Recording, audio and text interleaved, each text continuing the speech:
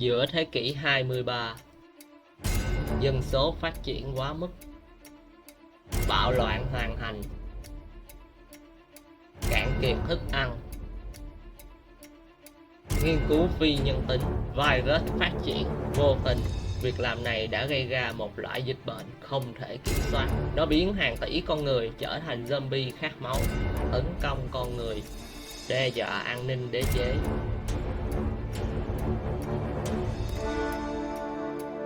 Trong tình thế cấp bách như vậy, tôi đã được tiến cử gặp nhà lãnh đạo của đế chế là Winter Grant. Ông ta ngồi trên ngai như một vị vua, hoặc ông ta nghĩ mình là vua. Welcome. Vậy ra anh là người được các cấp dưới của ta tiến cử trở thành lãnh đạo sắp tới trong chiến dịch tái chiếm lãnh thổ sao? Rất là tốt. Nhưng ta hỏi anh câu này, nhà lãnh đạo trẻ, anh biết có bao nhiêu lần ta khởi động chiến dịch này chưa? 10 lần hay 12? Và tất cả những người tiền nhiệm đó đã chết hoặc hóa điên hết thảy. Anh nghĩ anh sẽ tốt hơn bọn họ? Được, ta sẽ cho anh một cơ hội để thể hiện. Nghe kỹ đây. Nhiệm vụ của chúng ta là xây dựng thêm những thuộc địa mới để mở rộng lãnh thổ cho đế chế. Và riêng ta muốn anh hãy đến khu rừng cấm ở hướng đông nam, xây dựng một tiền đồn ở đó. Và điều cuối cùng, thất bại không phải là một lựa chọn. Hoàn thành công việc hoặc không bao giờ trở về.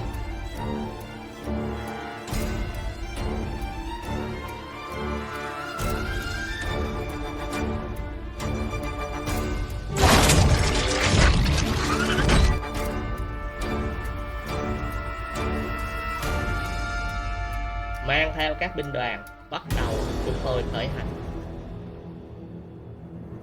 Men theo con đường mòn hướng đông nam, chúng tôi đụng độ cả binh đoàn zombie, chiến đấu ngày đêm với chúng. Đi tiếp con đường, chúng tôi gặp nhiều làng mạc của những người tiền nhiệm xây dựng trước đó. Có những ngôi làng yên bình phát triển, nhưng cũng có những ngôi làng chúng tôi không thể bảo vệ.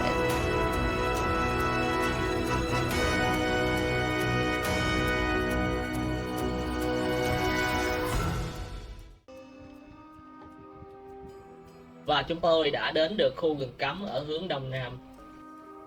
Chúng tôi cho dựng nhà chỉ huy ở ngay giữa khu rừng. Nếu mất ngôi nhà này thì coi như số phận của tôi cũng giống như những người tiền nhiệm. Con đường chúng tôi đi vào đây cũng đã bị bọn thây ma bao vây. Bây giờ chúng tôi khác gì cả nằm trên thớt đâu. Đây là các thông số về tài nguyên gồm tiền, gỗ, đá, sắt và dầu. Còn phía bên này là các chỉ số dân số, nhân công, lương thực và điện năng. Mấy thông số này có nghĩa là dân số càng cao thì tiền thuế sẽ càng nhiều. Muốn có nhiều dân thì phải xây thật là nhiều nhà ở. Dân số tăng sẽ làm tăng sản lượng nhân công, nhưng sẽ giảm số lượng lương thực và điện năng. Bây giờ, việc đầu tiên của tôi cần làm là khám phá xung quanh căn cứ của mình. Tôi chọn một người lính ranger. Đây là lính trinh thám của tôi.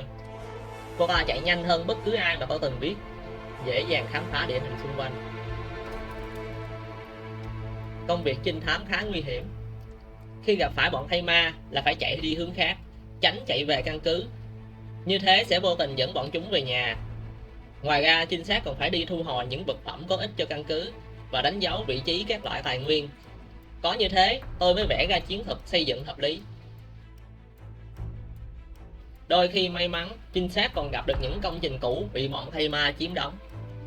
Tôi cho phá bỏ hết những công trình này để lấy vật liệu, chứ không sửa chữa sử dụng lại. Và như vậy là trinh sát đã hoàn thành nhiệm vụ. Xung quanh căn cứ bây giờ đã sáng rõ. Ngôi nhà đầu tiên mà chúng tôi dựng là xưởng cưa. Đặt gần khu rừng sẽ cho nhiều gỗ hơn. Gỗ là tài nguyên cần thiết ngay lúc này. Tiếp theo, tôi cho xây dựng trạm phát điện. Tất cả các ngôi nhà và nhà máy bắt buộc phải được xây dựng trong phạm vi của trạm phát điện. Nếu chẳng may một trạm phát điện bị thay ma tấn công thì toàn bộ nhà và hệ thống phòng thủ trong khu vực đó đều sẽ không hoạt động. Tôi lệnh cho 4 lính trinh sát và 1 lính bộ binh bảo vệ xung quanh căn cứ. Tôi cũng cho dựng 4 cái lều cho người dân, mỗi lều chứa được 4 công dân và 2 nhân công. Lều xây xong, tôi đã có thêm nhân công, nên tôi cho xây dựng xưởng cưa thứ hai và dựng luôn 3 lều săn bắn. Lều săn bắn sẽ cung cấp lương thực cho nhà dân. Dựng lều ở gần khu rừng thì sẽ kiếm được nhiều lương thực hơn. Khi mà dân số bắt đầu tăng dần thì tôi cho phép họ bầu cử thị trưởng. Người nào mang lại lợi ích cần thiết cho căn cứ thì tôi sẽ cho họ làm thị trưởng.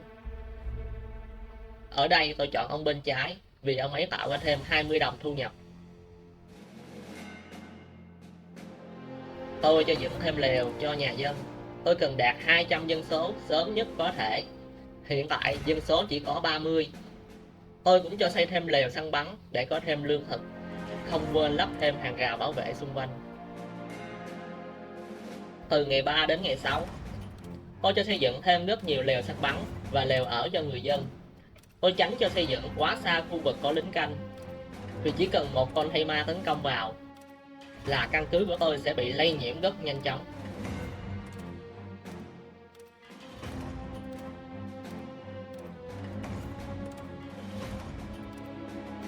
Lính trinh sát của tôi đang dọn dẹp bớt thay ma. Một mình cô ta có thể xử lý được hết, miễn là đừng để bọn chúng tấn công vào nhà. Nhờ vậy tôi mới dám cho xây thêm xưởng cưa ở đây, lắp thêm hàng rào bảo vệ cho chắc. Sang ngày thứ 8, tôi cho xây dựng xưởng chế tác gỗ. Xưởng này giúp tôi nâng cấp nhà ở cho dân, xây nông trại, súng phòng thủ, vân vân. Tiếp theo, tôi cho dựng nhà kho. Nhà kho sẽ làm tăng sức chứa tài nguyên cho căn cứ. Như hiện tại, gỗ chỉ chứa được tối đa 50. Khi có một nhà kho sẽ tăng sức chứa lên 100. Ngoài ra, nhà kho còn làm tăng năng suất cho các công trình gần đó. Đây là hiệu quả khi nhà kho đã xây xong. Khi xưởng chế tác gỗ hoàn thành, tôi cho nghiên cứu xây dựng nông trại. Nông trại cung cấp lương thực hơn 4 lần lều săn bắn. Dân cư hiện tại đã là 188. Chỉ cần xây thêm 3 lều ở nữa, tôi sẽ chứa được 200 dân. Nghiên cứu nông trại xong, tôi cho nghiên cứu máy bắn tên. Tôi cho dựng 2 nông trại, giải quyết vấn đề lương thực cho người dân. Và khi dân cư đạt con số 200, tôi cho bầu cử thị trưởng một lần nữa. 2 ứng viên lần này có năng lực hơn. Tôi chọn người bên trái vì ông này có thể giúp cho tôi đào tạo lính nhanh hơn 10%. Đến ngày thứ 11, tôi xây 3 máy bắn tên gần khu dân cư. An ninh khu dân cư đã được đảm bảo. Lính trinh sát sẽ không cần canh gác ở đây nữa. Tôi có thể xây dựng thêm lều ở cho người dân trong phạm vi của máy bắn tên.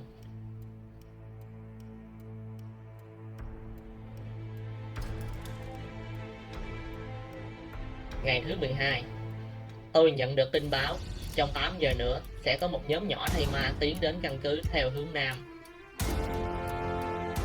Lập tức tôi cho dựng hàng rào bảo vệ và cử thêm trinh sát đến bảo vệ khu vực này. Tôi cũng cho dựng thêm hàng rào trong gai.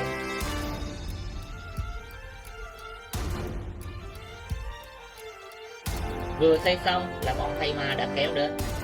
Một người trinh sát đã khéo léo dẫn dụ bọn chúng vào hàng rào trong gai. Bọn chúng đi vào và bị tiêu diệt sạch sẽ, không còn một móng.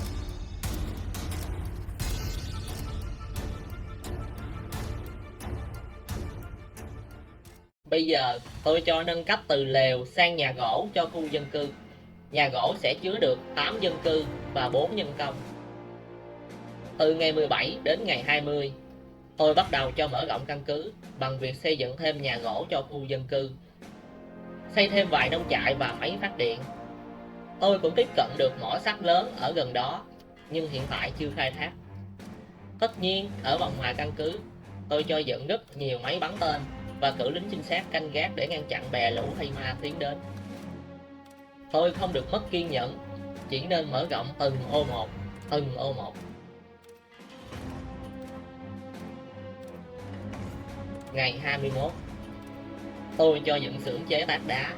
Đây là xưởng nâng cấp nhà ở cho dân cư, chế tạo hệ thống phòng thủ mới, xây dựng tường rào đá. Dân cư hiện tại là 472. Tôi cần đạt đến 600 dân số để có thể mở ra cuộc bầu cử thị trưởng kế tiếp. Tôi cần nâng cấp nhà ở cho dân và xây thêm lều để đạt được điều đó. Tôi cho xây dựng chợ. Chợ sẽ giúp tôi mua bán các tài nguyên, và đặc biệt hơn, lương thực cho người dân sẽ tăng sản lượng lên đáng kể. Tôi cho dựng chợ ngay giữa khu dân cư để đạt hiệu quả cao nhất. Tôi cho dựng hàng rào trong gai và xây hàng rào gỗ gần khu dân cư. Sau đó cử lính trinh sát tiêu diệt nhóm thây ma bên ngoài. An ninh gần khu dân cư phải được đảm bảo. Vô tình, một nhóm thây ma tiến đến. Người lính trinh sát đã rất khéo léo lừa bọn chúng đi vào hàng rào trong gai, cho máy bắn tên xử lý từng tên một. Một chiến công nữa cho người lính trinh sát của tôi.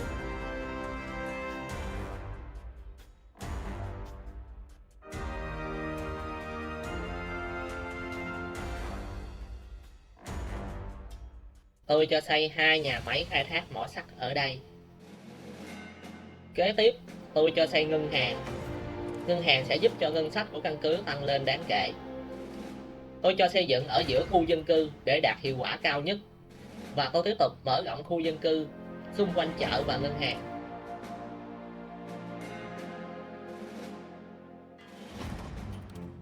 Và dân cư đã đạt được con số 600. Lần bầu cử thị trưởng mới đã đến. Trong hai ứng cử viên này, tôi chọn người bên phải vì 7 kẽm gai mà người này cung cấp rất hiệu quả trong việc cản trở bọn thây ma. Ngày 25, tôi cho xây dựng 2 doanh trại. Doanh trại là nơi đào tạo ra những người lính như lính trinh sát, lính bộ binh và lính bắn tỉa. Tôi rất cần lính bắn tỉa cho căn cứ của mình. Tôi cũng cho xây dựng nhà máy điện. Nhà máy điện này cung cấp điện cho căn cứ lên tới 160, nhưng sẽ bị trừ 10 gỗ. 2 doanh trại đã xây xong. Tôi cho đào tạo lính bắn tỉa ngay lập tức, rồi xây thêm một doanh trại nữa. Bỏ máy bắn tên ở đây đi, xây một doanh trại ở đây nữa. Tôi phải xây thêm nhiều nông trại và nhà dân để đáp ứng yêu cầu nuôi lính, rất tốn kém. Những người lính bắn tỉa đầu tiên đã ra trường. Lính bắn tỉa có tầm bắn rất xa, one shot one kill, nhưng tốc độ bắn và di chuyển rất là chậm, thích hợp dùng cho phòng thủ. Nhưng tôi có cách dùng lính bắn tỉa theo cách khác. Chỉ cần một tiểu đội 10 người là có thể dễ dàng dọn dẹp bọn thây ma xung quanh căn cứ, mở rộng địa bàn. Bọn thây ma không có cách nào tiếp cận được lính bắn tỉa ngay lúc này, chỉ biết tiến tới trong vô vọng. Một bữa tiệc máu đang diễn ra ở đây.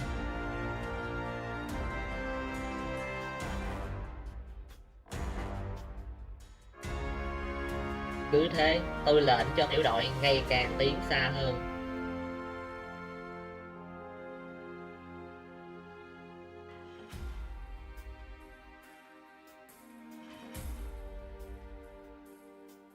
Tiểu đội tiến đến đâu, tôi cho đặt trạm phát điện tới đó, và dựng luôn hàng rào đánh dấu lãnh thổ, xây luôn máy bắn tên phòng thủ.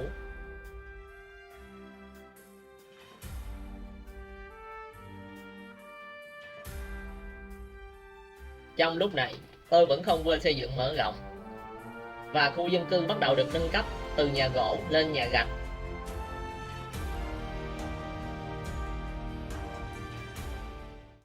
Nhận được tin báo có một bầy thây ma đang tiến đến căn cứ theo hướng đông. Tôi lệnh cho lính bắn tỉa quy tụ về đây, đứng sau máy bắn tên và hàng rào trong gai. Một lính trinh sát cũng được cử đến với nhiệm vụ dẫn dụ bọn thây ma vào đúng nơi đúng chỗ. Và bọn chúng đã đến. Người trinh sát đã dũng cảm chạy thẳng tới chỗ binh đoàn thây ma, không một chút sợ sệt. Cô ta dùng hết sức dẫn dụ bọn thây ma chạy theo hướng lính bắn tỉa đang chờ sẵn và vào hàng rào trong gai.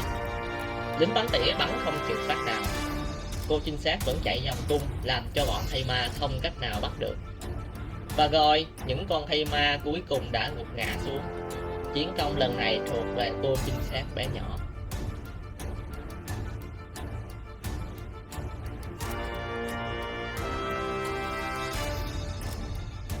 Ở những nơi vừa được mở rộng, tôi lệnh cho xây tường rào bao quanh, phía sau có máy bắn tên phòng thủ.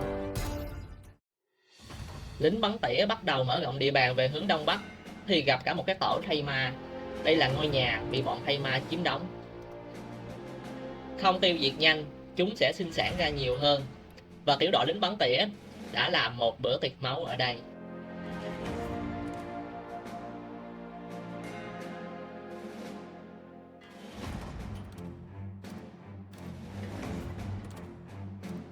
Tôi cho xây xưởng khai thác ở ngoài tường thành, nhưng bọn thây ma đã đánh sập ngay trong tích tắc, thật nguy hiểm.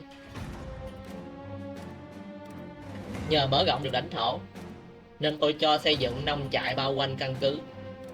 Như thế sẽ không còn lo về lương thực nữa.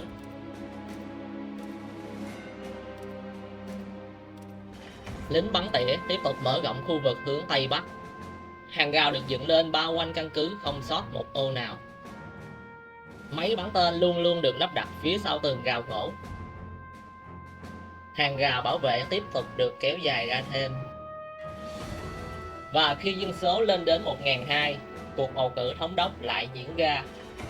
Hai người này không có gì đặc biệt, nên tôi chọn đại người bên trái. Hàng rào vừa xây xong là đội quân thây ma đã kéo đến theo hướng đông. Tôi lập tức đưa 3 đội lính bắn tỉa về trấn thủ khu vực này. Lính bắn tỉa chưa vào vị trí thì bọn chúng đã kéo đến. Quân số lần này thực sự không quá lớn, không có trở ngại gì cả. Ngày 45, đội lính bắn tỉa tiếp tục mở rộng lãnh thổ vào tận rừng sâu. Không khí tăm tối kèm với tiếng rên rỉ của bọn thây ma sẽ làm nhục chí hết thảy các chiến binh. Nhưng với lực lượng lính bắn tỉa của tôi thì không. Những người lính này đang tìm những bữa tiệc máu. Càng nhiều máu họ càng hưng phấn. Nhờ quân đội tiếp tục mở rộng lãnh thổ nên đã chiếm được khá nhiều các loại tài nguyên. Căn cứ ngày càng giàu mạnh, nhưng cũng đối mặt với rủi ro cao hơn trong việc phòng ngừa bọn thây ma.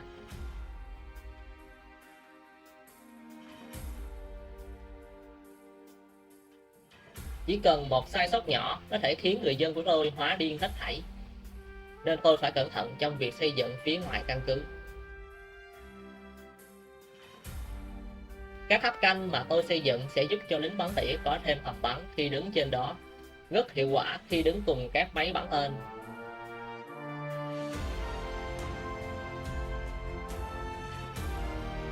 Ngày 50, tôi nhận được tin báo có đội quân thây ma đang tiến đến theo hướng Bắc. Tôi củng cố phòng thủ ngay lập tức. Tôi cũng nhận ra từ đầu đến giờ tôi bỏ quên hướng này. Phòng thủ rất lỏng lẻo, không biết có kịp đối phó với bọn chúng không.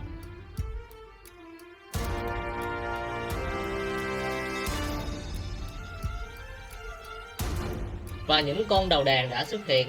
Cô nữ trinh sát đã nhanh chóng dụ dỗ bọn chúng đi theo cô ta. Chỉ mới chạy vài vòng trước mũi máy bắn tên và dàn lính bắn tỉa thì đàn thây ma đã rụng sạch. Xem ra tôi lo hơi xa.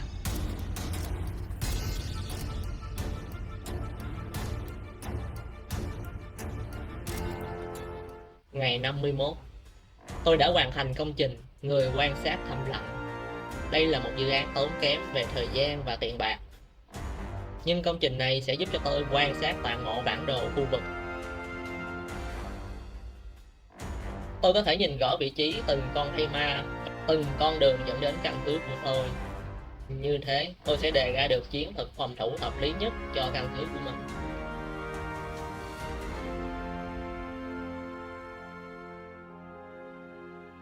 Khu dân cư được nâng cấp toàn bộ từ nhà gỗ lên nhà gạch. Tôi cũng cho xây dựng thêm một khu dân cư khác, sẽ giúp cho ngân sách tăng lên khá nhiều.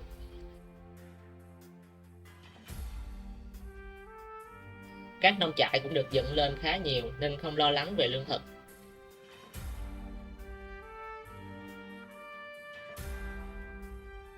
Hàng rào bảo vệ giờ đây đã có tháp phóng điện, giúp cho căn cứ ngày càng vững chãi. Việc mở rộng căn cứ bây giờ cũng dễ dàng hơn trước. Cho đến một ngày, tôi lại nhận được tin bọn thây ma đang tiến đến theo hướng đông.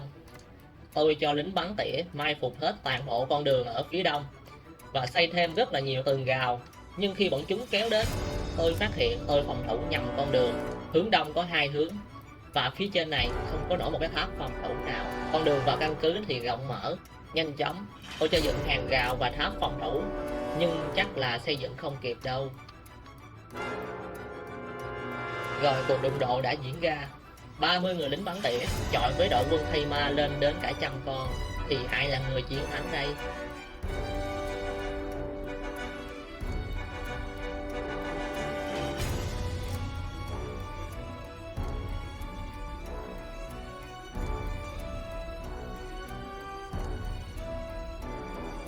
Cũng may là tường thành đã xây dựng xong kịp lúc. Các tháp phòng thủ cũng đã xây dựng xong. Quân số của bọn chúng ngày càng mỏng dần.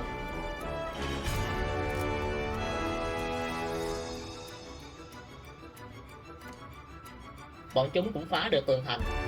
Lính bắn tỉa lấy thân mình cản đường bọn chúng xông vào. Và cuộc chiến đã dần tới hồi kết. Không một con Thây Ma nào vào được tường thành. Tiếp tục, tôi cho xây dựng khu dân cư mới. Chuyện mở rộng lãnh thổ bây giờ không còn cần thiết nữa, vì đã đủ nguyên vật liệu rồi. Các công trình cần thiết cũng đã xây dựng xong. Bây giờ nhiệm vụ của tôi là phát triển ngân sách cho căn cứ, chuẩn bị quân đội cho những lần đụng độ kế tiếp.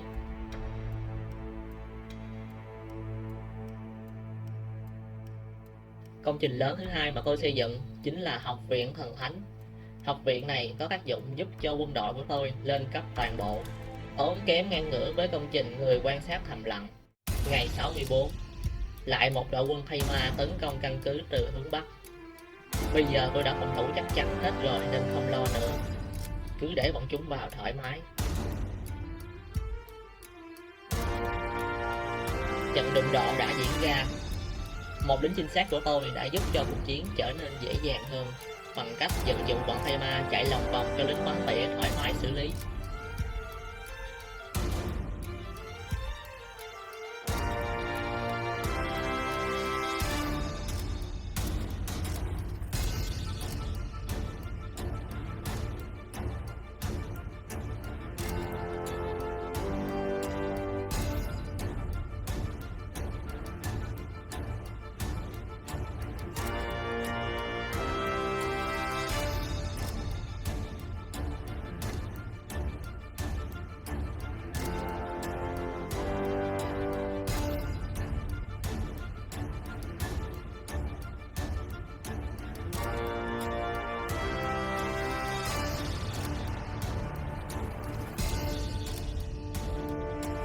Bữa tiệc máu cũng dần dần đi đến hồi kết, khi lực lượng bọn Thây Ma cứ mỏng dần.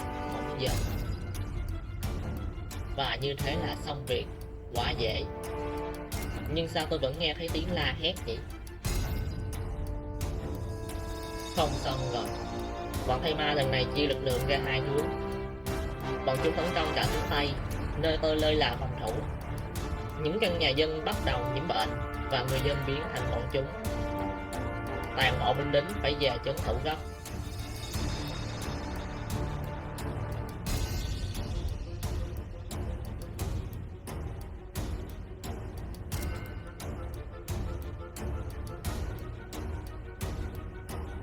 Cuộc bạo loạn đã được dập tắt.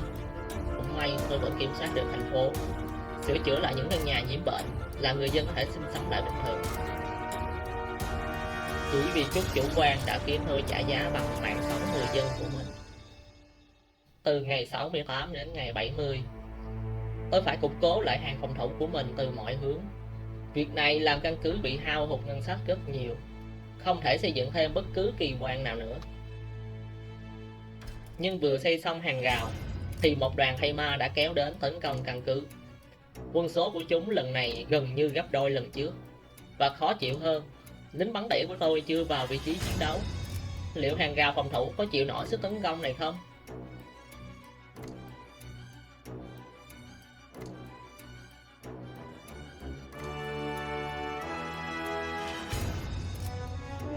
Trung đội lính bắn tỉa đã đến muộn. Bọn Thây Ma đã áp sát tường thành. Các tháp phòng thủ không phút nào nghỉ ngơi.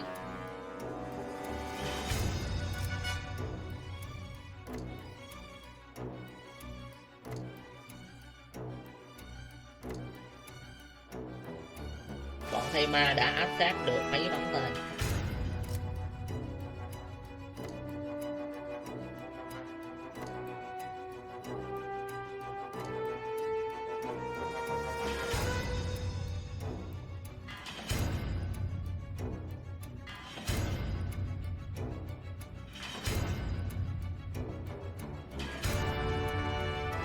Khá may mắn là Phong Tiến vẫn đứng vững trước đợt tấn công quy mô lớn này.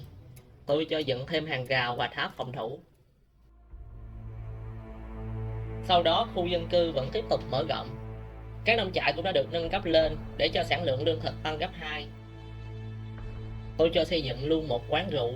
Công trình này sẽ giúp ngân sách tăng lên đáng kể nếu ở gần khu dân cư. Vì đây là công trình đặc biệt nên chỉ xây dựng được một nhà. Ngày 7/8, theo tình báo thì sẽ có một đội quân thây ma tiến đến căn cứ theo hướng Bắc trong vòng 7 giờ đồng hồ nữa. Quân đội tư thế sẵn sàng. Thây ma bọn mày cứ tràn vào đi. Lần này tôi không dám chủ quan nữa. Áp ống điện, hàng rào trong gai đã được lắp đặt. Bọn chúng vừa đến là đón tiếp luôn tại chỗ. Những âm thanh rên la ngày một tiến gần và những con đầu đàn dần xuất hiện. Cô gái trinh sát lại một lần nữa dùng chiến thuật thả thính bọn chúng. Ban đầu chỉ vài chục con đi theo cô ấy.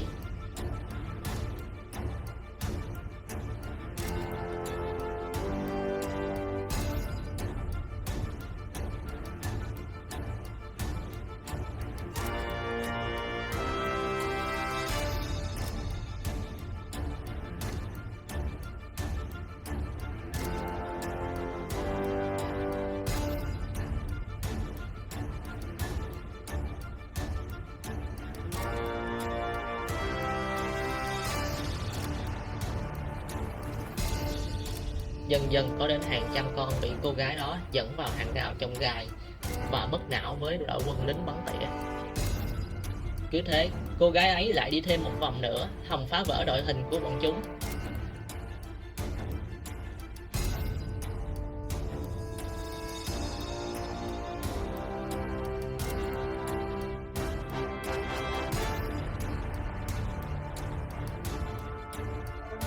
Một lần nữa bọn thây ma hàng chục con bị đánh bại bởi trạm phóng điện. Lần này cô ta thực sự gặp rắc rối khi bị bọn thây ma bao vây. Hẳn cô ấy đã bị thương tích nhưng vẫn cố gắng thả thính nhiều nhất có thể.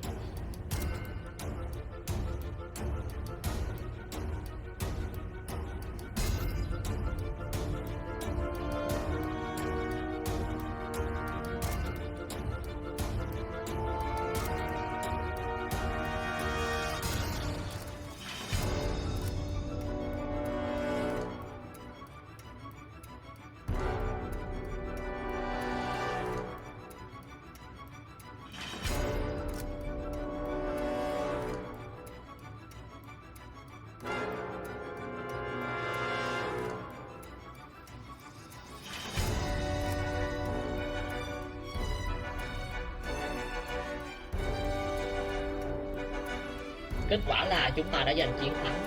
Cô trinh sát đó trở thành một biểu tượng của lòng dũng cảm mà mọi binh sĩ đều mơ ước. Từ ngày 80, tôi sẽ dùng chiến thuật cuối cùng của mình. Tôi cho xây dựng xung quanh nhà chỉ huy là các tháp canh cho lính bắn tỉa. Đây sẽ là phòng tuyến cuối cùng của tôi nếu như thành phố bị thất thủ trong đợt tấn công tiếp theo. Ngoài ra đây cũng là cách bảo toàn lực lượng binh sĩ tốt nhất. Sau khi qua đợt tấn công cuối cùng, tôi sẽ giải thích vì sao lại như thế.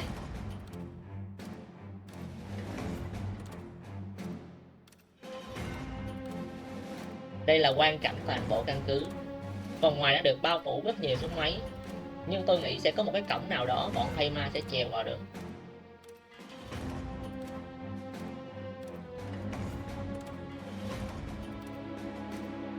Tôi phải phá bỏ bớt nhà ở của dân để xây thêm tháp canh vì phòng tuyến cuối cùng khá quan trọng. Càng nhiều tháp canh càng đảm bảo an toàn. Lính bắn tỉa đã vào vị trí sẵn sàng vì hôm nay đã là ngày 88 rồi. Đây là kỳ quan chiến thắng, sẽ giúp ổn định tinh thần binh sĩ trong cuộc chiến sắp tới. Còn đây là số liệu tài nguyên còn lại của căn cứ. Sẽ không còn dịp để sử dụng hết số tài nguyên này vì trận chiến cuối cùng sắp diễn ra. Kỳ quan chiến thắng cũng vừa xây dựng hoàn tất, thắp lên ngọn lửa can trường trong từng trái tim của tất cả binh sĩ. Và thời gian đếm ngược cho trận chiến cuối cùng cũng đã đến. Chúng tôi có 24 tiếng để chuẩn bị. Bọn chúng có số lượng lên đến hàng tỷ, và bọn chúng sẽ tấn công ở tất cả mọi hướng. Có vẻ phòng tuyến cuối cùng đã chuẩn bị xong, bây giờ đợi bọn chúng đến thôi. Đã đến thời khắc quan trọng. Bọn thây ma dẫn đầu bởi những con thây ma có cánh, tên là Harper. Chúng có thể dễ dàng nhảy qua tường rào và di chuyển rất nhanh. Những tháp canh bên ngoài bức tường sẽ đụng độ với bọn thây ma đầu tiên. Họ chỉ có thể làm chậm bước tiến của thây ma, chứ không cách nào ngăn chặn được bọn chúng. Tất cả các tường thành Đông Tây Nam Bắc đều đụng độ bọn chúng cùng một lúc. Bọn chúng dựa vào số đông để xô ngã tường thành. Tất cả chỉ là vấn đề thời gian với bọn chúng.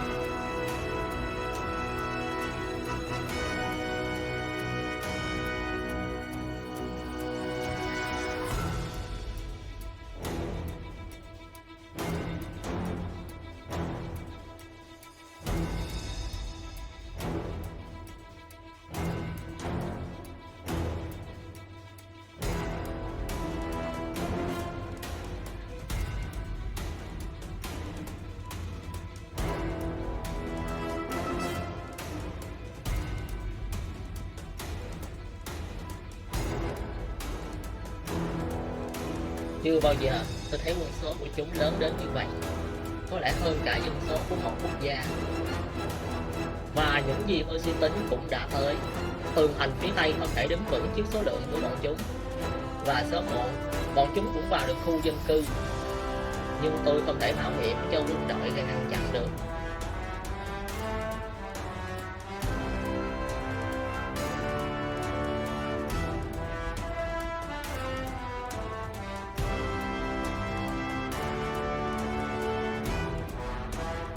Và thêm tường thành phía Bắc đã không trụ được sức mạnh của bọn thây ma.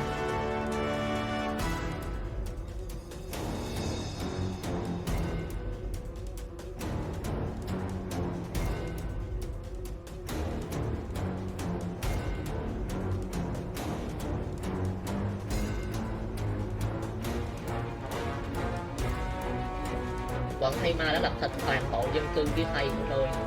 Không còn cách nào khác ngoài việc xuống tay với những con thây ma từng là bạn bè, là đồng đội, là gia đình.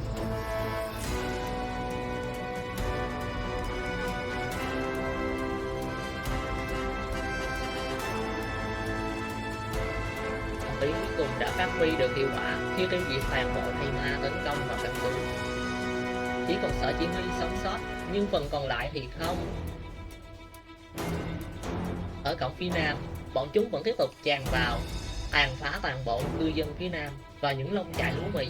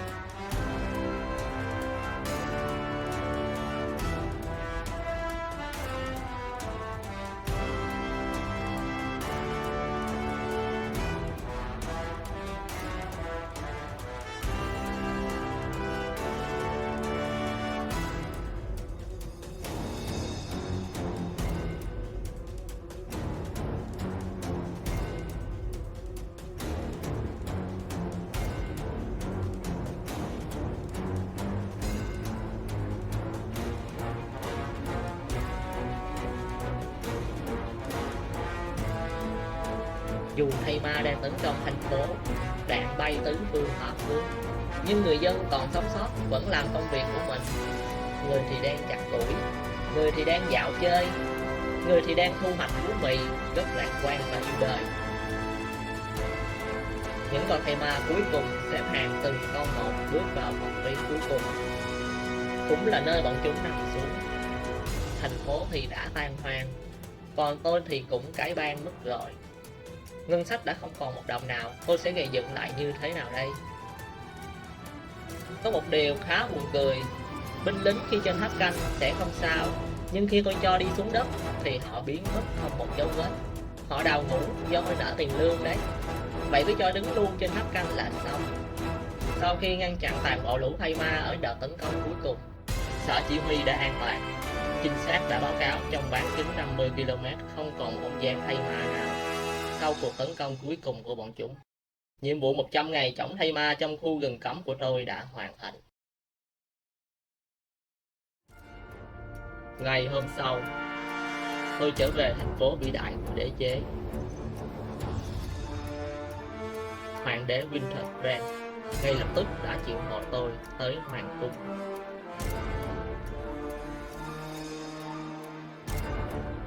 Khởi đầu đầy hứa hẹn để tử quân, nhưng thời gian đâu có chờ chúng ta. Anh mất tận 4 tháng để xây dựng một tiền đồn nhỏ bé, trong khi những nơi khác thì đang gặp rất nhiều khó khăn với bọn thầy ma. Ngay bây giờ, ta cần anh đến khu vực Captom ở hướng đông nam. Người chỉ huy cũ thì đã bỏ trốn cùng với số vàng của đế chế. Vùng đất này trải dài ra biển, nắm giữ một khối tài nguyên khổng lồ mà đế chế muốn kiểm soát. Ta muốn anh nhanh chóng đến đó tiếp quản tất cả mọi thứ.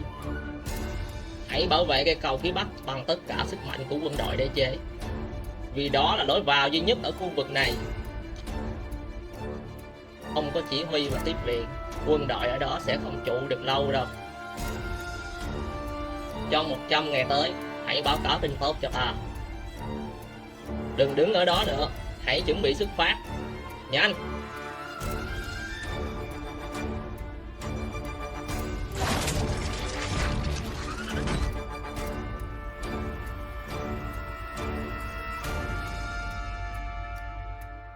Chiến dịch 100 ngày chống thây ma tại vùng biển Captom sẽ sớm bắt đầu.